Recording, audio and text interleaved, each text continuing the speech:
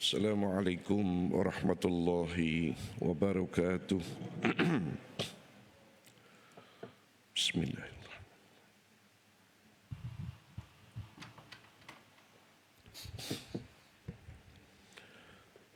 Alhamdulillahilladzi lam yattakhis walada wa lam yakul lahu syarikum fil mulk ولم يكن له ولي من الذل وكبير تكبيرا أشهد أن لا إله إلا الله وحده لا شريك له وأشهد أن محمدا عبده ورسوله اللهم صل وسلم وبارك على سيدنا محمد وعلى آله وأصحابه أجمعين أما بعد. Tuan Nazir, pegawai masjid, jawatan kuasa masjid, hadirin hadirat, muslimin muslimat yang dirahmati Allah Subhanahu wa taala sekalian. Syukur pada Allah Subhanahu wa taala. Hari ini kita berada pada tanggal 10 Safar. Moga-moga kita sentiasa diberikan kesihatan, kekuatan dan keyakinan untuk istiqamah terus beramal ibadat dan juga melaksanakan tanggungjawab serta kewajipan kita sebagai hamba Allah Subhanahu wa taala insya-Allah. Pada pagi ini kita nak sharekan beberapa perkara berdasarkan kitab Usulud Dakwah ini. Di antara definisi Islam itu ialah way of life, peraturan sistem yang bersifat menyeluruh, lengkap, yang mengatur hidup dan kehidupan umat manusia. Sebab itu dia bercanggah dengan fahaman pluralism yang kononnya menyatakan bahawa agama ni semua sama. Sedangkan tak sama. Allah Ta'ala berfirman, Inna ad-din 'indallahil Islam. Surah Ali Imran ayat ke-19. Sesungguhnya agama yang hanya diterima di sisi Allah Ta'ala itu hanyalah Islam. Dan dalil kedua, wa may yabtaghi ghairal islami dina fala yuqbala min wa huwa fil akhirati minal khasirin.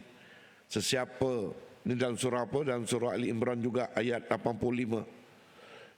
Sesiapa yang mencari selain agama Islam sebagai suatu cara hidup, fala yuqbala min, maka tidak akan diterima sekali-kali daripadanya, wa huwa fil akhirati minal khasirin, dan di akhirat kelak dia tergolong di kalangan orang-orang yang rugi.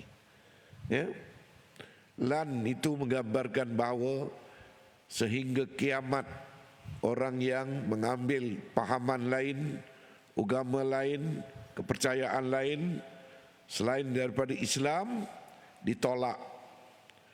Dan dalil yang ketiga, wa may yuslim wajhahu ila Allah wa huwa muhsin faqad istamsaka bil urwatil wusqa. Sesiapa yang menyerahkan dirinya kepada Allah sedang dia orang yang berbuat kebaikan, maka sesungguhnya ia telah berpegang kepada burul tali yang kukuh, dan kepada Allah lah kesudahan segala urusan. Jadi dalil-dalil ini termasuk dalil ayat 83 surah yang sama Ali Imran. Afa ghaira dinillahi yabghun wa lahu aslama man fis samawati wal ardh tau'an wa karha wa ilaina yurja'un. Apakah mereka mencari agama yang lain dari agama Allah, padahal kepadanya lah berserah diri segala apa yang di langit dan di bumi, baik dengan suka maupun terpaksa, dan kepada Allah mereka dikembalikan. Ini yang berfirman Allah Ta'ala, bukan kita manusia yang mengeluarkan hujah-hujah ini. Jadi kalau puak-puak yang berpahaman pluralisme itu dia tak setuju, atau ada di kalangan pahaman-pahaman agama lain tak setuju, ini yang menyatakannya bukannya kita, tetapi Allah Subhanahu wa Ta'ala yang memperakukan hanya Islam ini semata-mata yang diterima, yang diredai di sisi Allah Subhanahu wa Ta'ala. Ya? Sebab itu kalau ada orang yang tak setuju, ya, sebab hari ini kita sedang berada dalam suasana orang-orang ramai yang mencabar Islam. Ya tak? Tak setuju, kadang-kadang khutbah kita pun dicabar juga. Maknanya orang-orang yang bukan Islam ada yang mengikuti perkembangan penyampaian-penyampaian, kuliah-kuliah, khutbah-khutbah, ceramah-ceramah umat Islam ni. Sedangkan kita menyampaikan kebenaran yang ada di dalam Al-Quran dan Sunnah.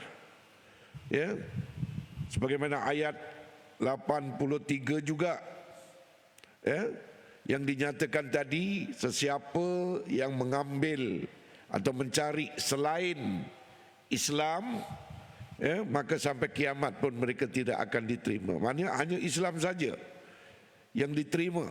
Wa anna hadza sirati mustaqima fattabi'u.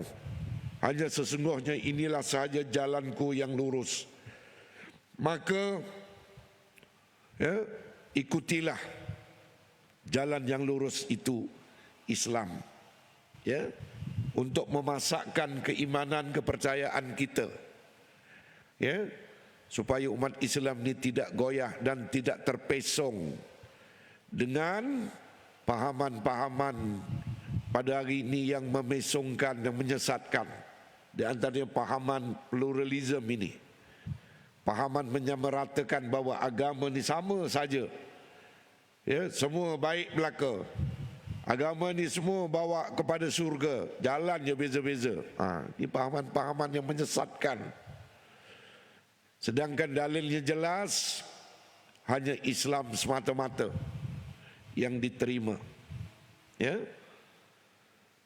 Dan Islam ini merupakan kumpulan-kumpulan peraturan yang diturunkan oleh Allah Ta'ala kepada Rasulnya, sama ada berbentuk kepercayaan, akhlak, ibadat, muamalat yang terkandung termasuk qasas, kisah-kisah sirah para Rasul yang dahulu, umat-umat terdahulu, ada diceritakan di dalam Al-Quran untuk kita mengambil iktibar, ya. Dan semuanya ini adalah untuk menaikkan keimanan kita, keyakinan kita kepada Allah Subhanahu wa Ta'ala, supaya jangan buat penderhakaan, kezaliman, dosa, maksiat, ya. Akibatnya kalau umat terdahulu tunai Allah Ta'ala beri kepada mereka, ya, untungnya kita umat Muhammad ditangguhkan, ya, di akhirat kelak barulah kita akan diberi pembalasan. Namun ada juga ketikanya untuk ibrah ataupun pengajaran, ya, yang Allah Ta'ala sebut zaharal fasadu fil barri wal bahr bima kasabat aydin nas liyuziqahum ba'dalladzi amilu la'allahum yarji'un. Berlaku kerosakan, nyatalah berlakunya kerosakan di daratan baik, di lautan baik, ya, sebab tangan-tangan dan kelakuan-kelakuan manusia yang melakukan kebejatan tersebut, dan diperlihatkan kepada manusia untuk ambil iktibar. Mudah-mudahan manusia akan kembali kepada agama yang sebenar, ya. itu sebagaimana yang berlaku di Hawaii baru-baru ini, di Kanada. Tiba-tiba bumi ini terbakar, pokok keluar api, habis semua bangunan, tumbuh-tumbuhan, termasuk haiwan, manusia, kenderaan, semua terbakar habis. Sepatutnya manusia mengambil iktibar daripada segala benda yang berlaku itu, kerana disitulah surga LGBT, perarakan LGBT, kehidupan dengan gaya LGBT. Allah Ta'ala bayar tunai. Ada, termasuk di China, banjir besar, sebab mereka konon-kononnya nak mencabar Allah Ta'ala, berjaya mencipta matahari sendiri. Allah Ta'ala balas tunai dengan musibah, bala mengenai mereka. Dan kita juga tuan-tuan bimbang, kalau sekiranya kita umat Islam ini tidak melaksanakan amar ma'ruf nahi mungkar, berleluasanya kezaliman, berleluasanya maksiat, sedangkan tidak ada pencegahan, pemulihan, ajakan kembali kepada agama fitrah yang sebenarnya Islam, maka seolah-olahnya kitalah yang mengundang bala malapetaka tersebut. Sebab itu kita wajib, maknanya memberitahu kepada manusia, kembalilah kepada Islam.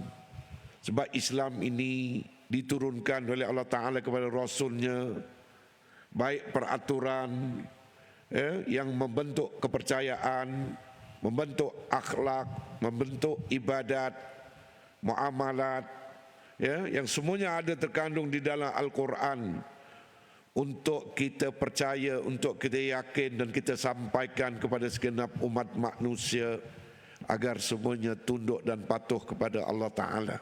Ini kewajipan kita.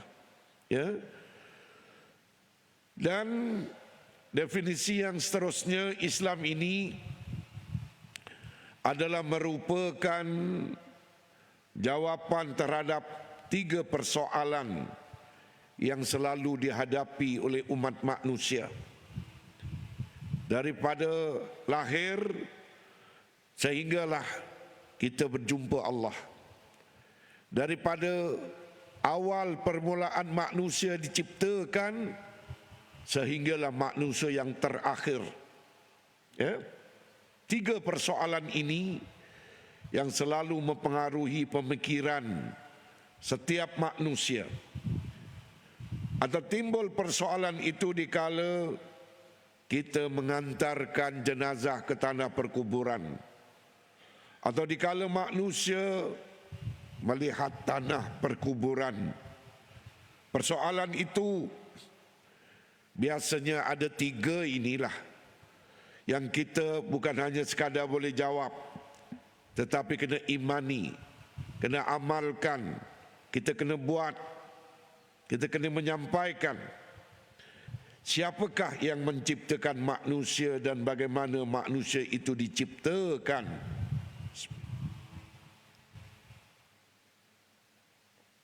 Itu yang pertama.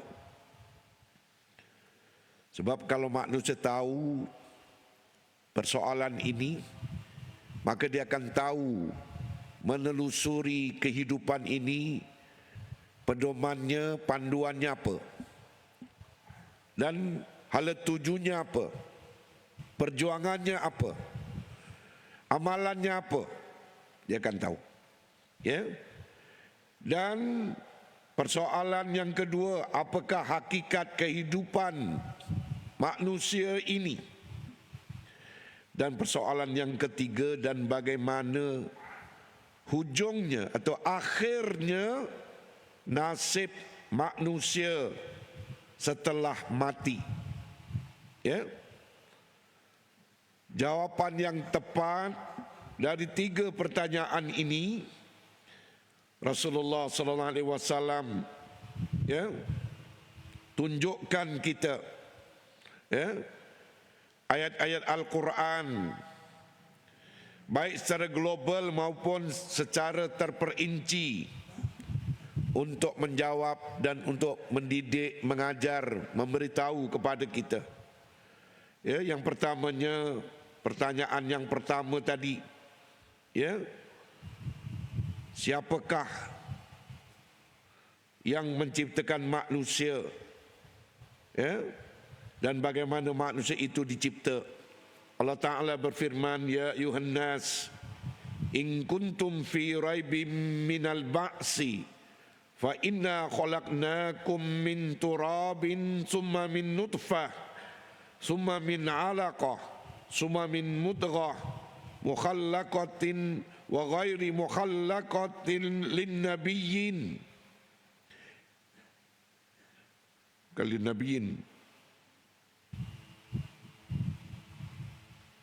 linubayyina lakum wa nukirru fil arham ma nasha' ila ajalin musamma summa nukhrijukum tifla summa litablughu asyuddakum wa minkum may yutawaffa wa minkum may yuraddu ila ardalil umur likai la ya'lama min ba'di ilmin syai'a. Dalam surah apa? Dalam surah Al-Hajj ayat yang kelima. Ya. Apa maksudnya? Wahai manusia, jika kamu dalam keraguan tentang kebangkitan dari kubur, yaumul ba'ts, maka ketahuilah bahwasanya kami telah menjadikan kamu dari tanah, kemudian dari setetes air mani, kemudian dari segumpal darah, kemudian dari segumpal daging yang sempurna kejadiannya dan yang tidak sempurna. Sebab ada manusia yang istimewa. Itu semata-mata nak menggambarkan Allah Ta'ala maha berkuasa mencipta makhluknya. Ada yang sempurna, ada yang tidak sempurna. Bahkan haiwan pun begitu juga. Makhluk, ya, ada yang sempurna, ada yang tidak sempurna.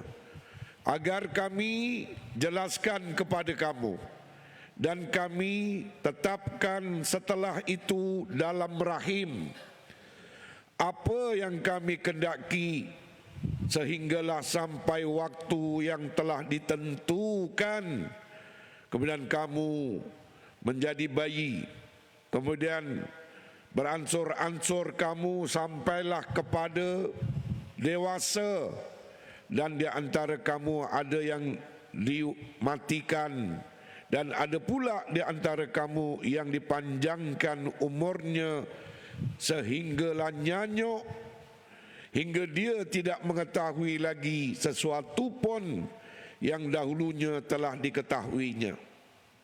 Ini ayat pertama tentang kejadian manusia, untuk kita berfikir apakah dijadikan begitu sahaja tanpa ada tujuan, tetapi semuanya memiliki tujuan matlamat untuk menjadi hamba Allah.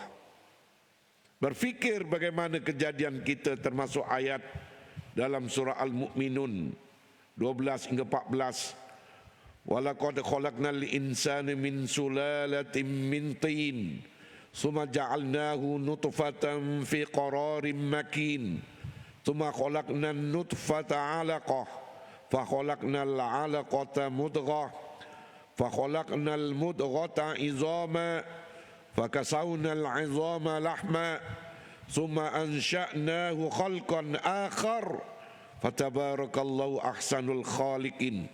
Dan sesungguhnya kami telah menciptakan manusia dari suatu saripati berasal dari tanah, kemudian kami jadikan Saripati itu air mani yang disimpan di tempat yang kukuh, yakni di rahim ibu. Kemudian air mani itu kami jadikan segumpal darah. Lalu segumpal darah itu kami jadikan segumpal daging. Dan segumpal daging itu kami jadikan tulang belulang. Lalu tulang belulang itu kami bungkus dengan daging. Kemudian kami jadikan dia makhluk yang berbentuk lain. Maka Maha Suci Allah lah pencipta yang paling baik.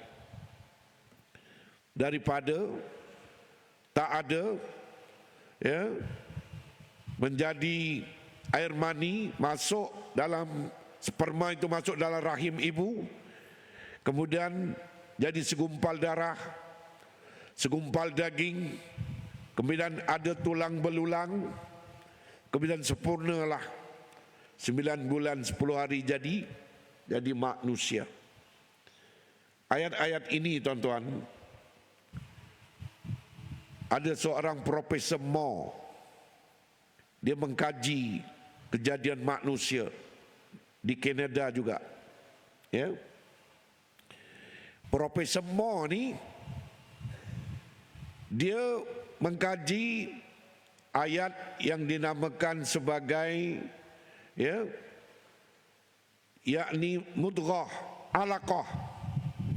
alaqah itu, ya, sebiji dia punya bentuk kalau di dalam rahim, ya, orang Jawa panggil jelaret macam itu, memanjang macam itu. Seperti kalau di dunia ni, kalau di luar ni, apa yang menyerupainya, ya, yakni macam lintah ataupun macam anak berudu yang ada berekor macam tu. Itu orang Arab pun panggil alaqah juga, ya.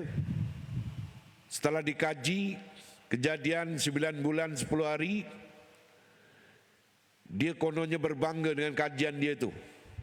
Tetapi rupa-rupanya apabila menyelidik Al-Quran, banyak dalam Al-Quran ayat-ayat yang menceritakan tentang kejadian manusia, ya. Tadi dalam surah Al-Hajj ayat 5, kemudian ini dalam surah Al-Mu'minun ayat 12 hingga ayat 14, kemudian dalam surah As-Sajadah ayat 8 hingga 9, ya. Itu tentang kejadian manusia. Proses-prosesnya ada dah disebut di dalam Al-Quran, namun Barat baru mengkaji, baru jumpa. Sebab itu dia takjub kepada Rasulullah SAW yang kemudian yang awal, sedangkan Barat mengkaji kemudian. Macam mana zaman Nabi Muhammad itu, dia kata tak ada mikroskop, tak ada alat canggih untuk scan dan sebagainya, boleh mengkaji kejadian manusia yang dia berbangga dengan mutaakhir dapat mengkaji kejadian manusia dari satu proses kepada proses sehingga dia lahir sebagai anak yang sempurna 9 bulan 10 hari. Setelah diterangkan bahawa inilah mukjizat Al-Quran, ya. Tapi tak ada pernyataan yang menyatakan Profesor Moore masuk Islam. Lain macam Dr. Maurice Bucaille, dia akhirnya masuk Islam dalam mengkaji mumia dan mengkaji Quran. Rupanya dalam Quran ini fakta-fakta sains, termasuk isu ni kejadian manusia banyak, ya. Sebab hidayah itu milik Allah. Maknanya banyak ayat-ayat, termasuk tuan-tuan boleh baca sendiri dalam surah As-Sajadah ayat 7 hingga ayat 9, bukan ayat 8, ayat 7 hingga ayat 9, proses kejadian manusia, ya. Itu ayat-ayat yang sekaligus menjawab persoalan yang pertama tadi yang dikemukakan kepada kita, ya. Apakah hakikat kehidupan apa ni? Siapakah yang menciptakan manusia dan bagaimana manusia itu dicipta? Begitulah, ya, jalannya. Termasuk dalil yang ada dalam surah Al-Insan ayat 1 hingga 2. hal ata 'alal insan hinum minad dahri lam yakun syai'a madhkura inna khalaqnahu min nutfatin amsyajin nabtalihi faja'alnahu sami'an basira. Bukankah telah datang atas manusia itu waktu dari masa sedang dia ketika itu belum merupakan sesuatu yang dapat disebut. Sesungguhnya kami telah menciptakan manusia dari setetes air mani yang bercampur, yang kami hendak mengujinya dengan perintah dan larangan. Kerana itu kami jadikan dia mendengar dan melihat supaya faham. Perintah kena ikut, larangan yang ditegah kena tinggalkan. Ya, daripada dia tak tahu apa-apa, diciptakan dengan kurniaan, ya, dengan akal, dengan mata, dengan telinga, dengan kesempurnaan panca indera, supaya memahami mana satu larangan, mana satu suruhan untuk mentadbir dunia ini bersandarkan kepada Islam. Itu. Kalau manusia ini jadi macam haiwan, faham ke haiwan? Burung kakak tua tu dia boleh bercakap pun ikut kata-kata kita. Dia tak boleh fikir, akal dia tak ada. Haiwan semua boleh menurut. Macam kambing juga. Diketuknya, ya, macam satu alat pengetuk, mungkin buntut periuk kot. Dia tahu isyarat tu, dia ajaknya balik, lari semua ramai-ramai balik ke kandang. Ya? Hanya sekadar itu. Tapi binatang, haiwan dia tak boleh nak berfikir. Akal dia tak ada. Kita saja manusia yang faham. Sebab itu anugerah untuk mentadbir dunia ini diserah kepada manusia yang dikurniakan akal. Ya, nak serah pada bukit bukau, gunung ganang, mereka pun hancur. Haiwan tak ada akal. Ya, sebab itu manusia ni tuan-tuan, dia ada matlamat diciptakannya. Bukan hanya makan minum, tetapi untuk menjadi khalifah, ya, di atas muka bumi. Iqamatuddin, kena menegakkan agama. Wasiyasatud dunya bihi, dan kena mentadbir dunia ini bersandarkan agama. Itu tanggungjawab kita. Dicipta sebagai manusia. Lagi-lagi yang beragama Islam, sepatutnya yang bukan beragama Islam pun faham kenapa dia dicipta dan dijadikan, apa tujuan dia. Tu. Sebab tu kita orang Islam ni sentiasa diulang-ulang supaya kita sentiasa sedar apa tujuan kita dicipta dan bagaimana ia dicipta. Dengan ayat-ayat Quran tadi diajaknya untuk kita berfikir. Kemudian ayat dalam surah At-Tariq ayat 5 hingga ayat 7. Falyanzuril insanu mimma khuliqa. Khuliqa mimma indafiqa. Wa yakhruju min baini sulbi wat taraib. Yakhruju, tak ada waw ya. Yakhruju min baini sulbi wat taraib. Maka hendaklah manusia memerhatikan dari apa yang Allah ciptakan, ya, dan dari apa dia diciptakan pun boleh maksudnya, ya. Mana kita kena fikir, kita ni dicipta dari apa? Dia diciptakan dari air mani yang terpancar, yang keluar daripada antara tulang sulbi lelaki dan tulang dada perempuan. Tu. Daripada air yang hina. Dan ketika hidup kita ada najis yang kita kandung dalam perut. Sebab tu manusia jangan merasa hebat, bangga diri, sombong, takabur. Ya. Sebab kita dicipta daripada air yang hina. jadi manusia sempurna macam kita. Ya. Sebab itu dalam ayat-ayat tadi diterangkan bahawa manusia dahulunya belum ada, kemudian dia dijadikan oleh Allah dari tanah, sedang keturunannya dijadikan dari air mani yang hina. Itu manusia yang pertama Adam dicipta dari tanah, dan keturunannya kemudian dicipta daripada setetes air mani yang ditumpahkan dalam rahim ibu, ya, yang berasal dari antara tulang sulbi lelaki dan tulang dada perempuan. Itu untuk diajaknya kita berfikir, ya, apa tujuan dan bagaimana manusia dicipta, supaya kita kenang kebesaran Allah dan kita hanya menyembah Allah Subhanahu wa ta'ala. Itu yang bagi menjawab soalan yang pertama tadi, ya. Kemudian persoalan yang kedua, ya, tadi siapa yang mencipta manusia dan bagaimana diciptakan, dan dijawab oleh ayat-ayat Quran. Soalan kedua, apakah hakikat kehidupan manusia ini? Ya, apa hakikat? Allah Ta'ala berfirman, wa ma khalaqtul jinna wal insa illa liya'budun, dalam surah Az-Zariyat ayat 56. Dan aku tidak menciptakan jin dan manusia melainkan supaya mereka menyembah aku. Sebab itu kalau tuan-tuan tengok liya'buduni, biasa kalau hujung mad arid lisukun kan dia berbaris atas. Umpamanya dalam surah Al-Fatihah sudah, ya, mesti baris atas penghujung ayat.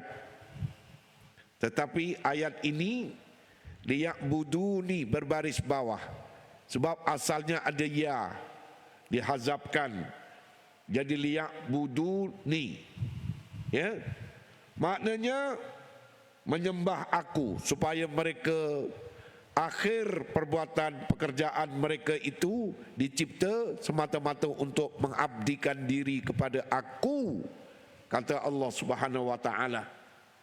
Itu tujuan manusia dicipta, bukan untuk berpoya-poya, bukan untuk hidup menjadi gelandangan, tak reti tikar solat, tak reti masjid surau, tak reti nak berdakwah, nak berjihad, tak reti nak mempertahankan agama, memperjuangkan agama.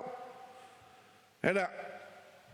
Sebab manusia tak sampai kepada situ kepahamannya, ya. Sebab tu liya'budun itu tadi, supaya menyembah aku, ya. Dia kena kenal Allah.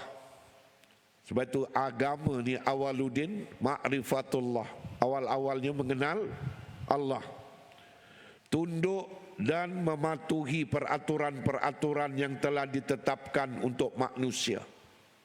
Itu yang manusia yang mencipta Allah, maka dia yang menyediakan, ya, panduan, yakni Al-Quran, supaya manusia mengikut panduan tersebut, ya, agar manusia itu sendiri sampai kepada kesempurnaan sehingga tercapai kebahagiaan dunia dan akhirat. Itu tujuannya. Yang mencipta Allah, panduannya pun Allah Ta'ala yang mencipta. Peraturan, hukum hakam dah ditetapkan, ikutlah. Fattabi'uh, maka ikutilah sekalian kamu. Wala tattabi'us subul, jangan kamu dok ikut jalan-jalan yang lain, panduan-panduan yang lain. Fatafarraqa bikum an sabilih, sebab kalau kamu ikut yang lain, itulah yang menjauhkan kamu, memisahkan kamu daripada jalannya yang satu. Sebab itu orang yang tak belajar Islam, dia sesat.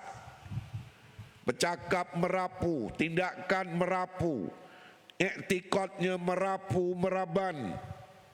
Sebab jauh daripada Islam, jauh daripada Al-Quran dan As-Sunnah. Sebab tu jadi sesat. Kita sendiri boleh tengok,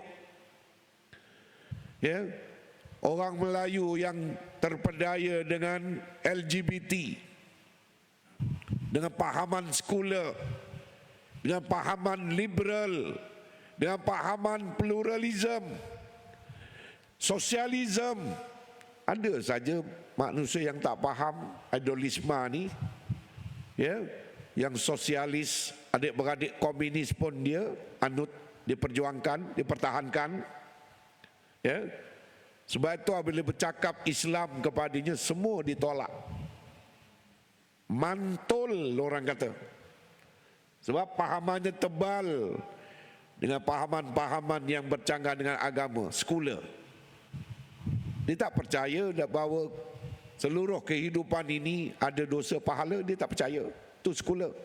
Maknanya pahaman sekularisme ini dia pisahkan antara kehidupan dengan agama. Sebab tu dia tak percaya ada kaitan dosa pahala kehidupan ni. Pahaman liberal, bebas, meringan-ringankan agama, hukum hakam, tak dipedulinya, ya.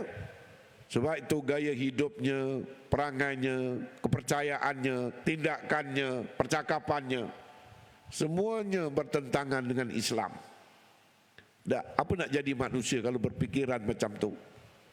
Ya, itu yang lahir macam-macam pahaman memperjuangkan hak-hak wanita sekalipun bertentangan dengan Al-Quran, dengan As-Sunnah. Peduli apa dia? Ya, nak menegakkan LGBT itu, Islam melarang. Peduli apa dia? Malah mempertikaikan Islam. Takkan Allah Ta'ala tak faham naluri kami? Sampai peringkat macam tu dia pertikai Allah. Kononnya Allah Ta'ala supaya memahami naluri kehendak orang yang jadi lembut, orang yang kahwin lelaki sama lelaki, perempuan sama perempuan, ya, seolah-olahnya itu naluri, itu nafsu. Ada. Itu yang mereka tak faham, tuan-tuan Bapak sekalian. Ya. Sebab itulah kalau manusia faham tadi bagaimana ia dicipta dan apa tujuan ia diciptakan, yakni untuk menjadi hamba Allah, ya, kenal Allah agar tunduk dan patuh kepada segala peraturan dan hukum hakam yang ditetapkan oleh Allah kepada kita, agar manusia itu sendiri sampai kepada tahap sempurna sehingga tercapai kebahagiaan di dunia dan di akhirat. Ya, kita nak tanya, apakah orang yang memperjuangkan LGBT itu dia fikir benda ni, sedangkan jalan kembali kepada agama yang sebenar itu ada? Ada. Yang dia nak ikut nafsu yang membawa kepada kebejatan. Kalau ia diizinkan, bagaimana zuriat keturunan manusia?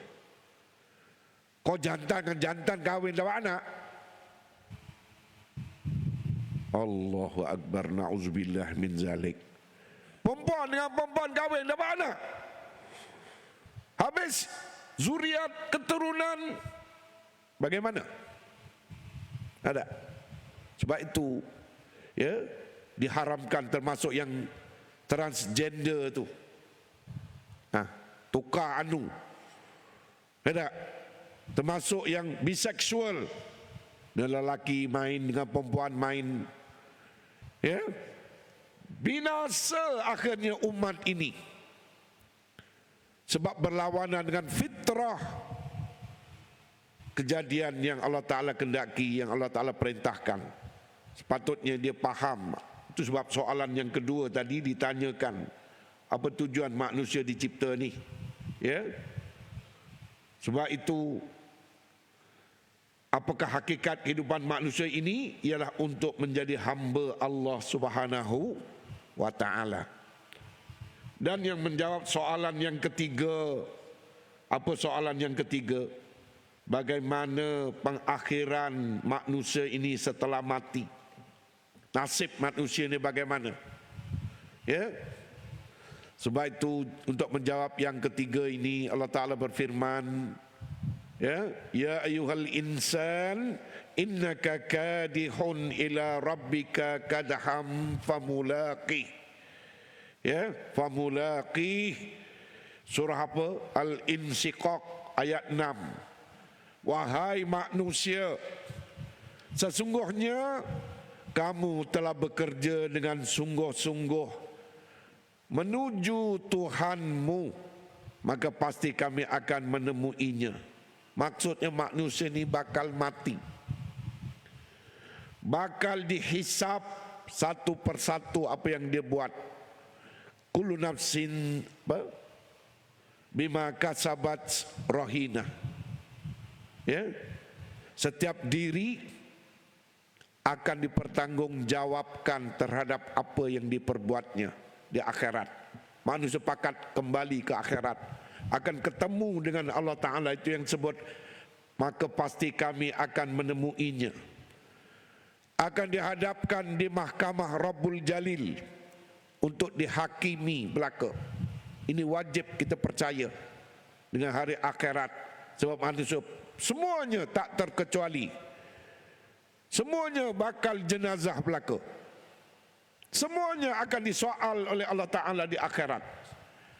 Dalil lain dalam surah Ar-Rum ayat 11. Allahu yabda'ul khalq summa yu'iduhu summa ilaihi turja'un. Allahu yabda'ul khalqa. Allah Ta'ala menciptakan manusia itu daripada permulaan. Tadi dah disebut ayat-ayat tadi kan, bagaimana mula dicipta manusia. Summa yu'iduh, kemudian mengembalikan manusia itu atau menghidupkannya. Setelah dikembalikan, setelah mati dihidupkan, dibangkitkan, kemudian kepadanya lah dikembalikan. Yaumul Ba'ts, hari kebangkitan, akan dihidupkan semua yang daripada kubur, dibangkitkan, dihadapkan ke mahkamah Rabbul Jalil. Yaumul Hisab, dibicarakan di sana kemana yang nak dituju. Summa ila rabbikum marji'ukum fayunabbi'ukum bima kuntum ta'malun. Dalam surah Az-Zumar ayat 7. Kemudian kepada Tuhanmu lah kembalimu, lalu dia memberitakan kepada kamu apa yang telah kamu kerjakan. Semua akan pakat dihakimi di mahkamah Rabbul Jalil. Wa anna ila rabbikal muntaha, dan bahwasanya kepada Tuhanmu lah kesudahan segala sesuatu. An-Najm ayat 42. Maknanya ila menggambarkan kembali, menuju ke sana. Seperti ayat tadi semuanya ada ila-ila. Dalam ayat Insyiqaq tadi, ila rabbika. Yang ayat dalam surah Ar-Rum, ilaihi, sama lah, ila lah tu asalnya. Kemudian dalam surah Az-Zumar, ila rabbikum. Kemudian dalam surah An-Najm, ila rabbika lagi. Dan ini dalam surah Al-Alaq, inna ila rabbika ruj'a, sesungguhnya kepada Tuhanmu lah kembali kamu. Semua akan dikembalikan, dimatikan, masuk alam barzakh, dihidupkan semula, dibangkitkan. Itu maksudnya, dibicarakan, diadili.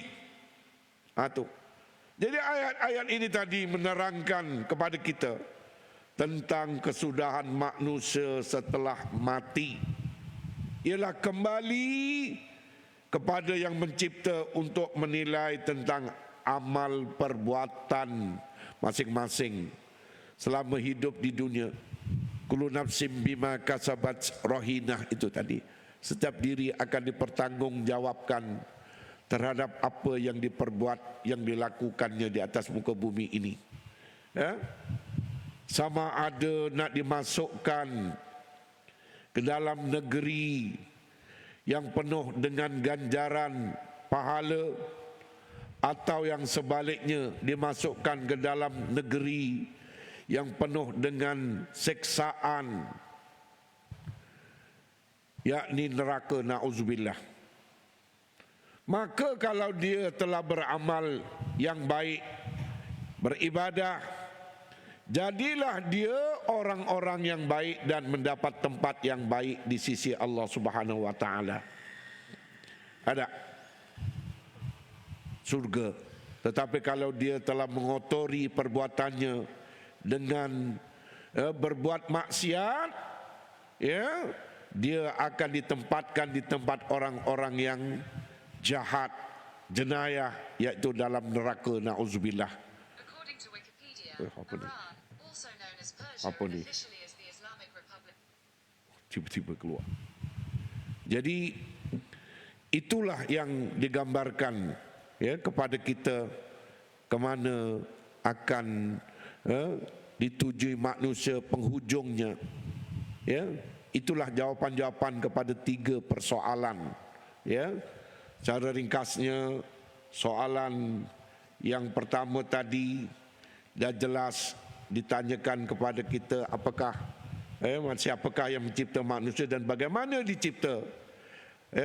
Kedua, apakah hakikat kehidupan manusia, dan yang ketiga, bagaimana akhir nasib manusia setelah mati. Jadi mudah-mudahan dia memberikan kepada kita pengajaran, selanjutnya kepahaman, keimanan dan berbuat amalan, ya, sebab kita semuanya bakal menuju kepada Allah Subhanahu wa taala.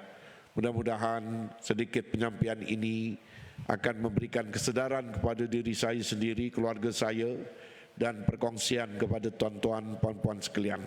Ya, aqulu qauli hadza wa astaghfirullahal azim li wa lakum. Assalamualaikum warahmatullahi wabarakatuh.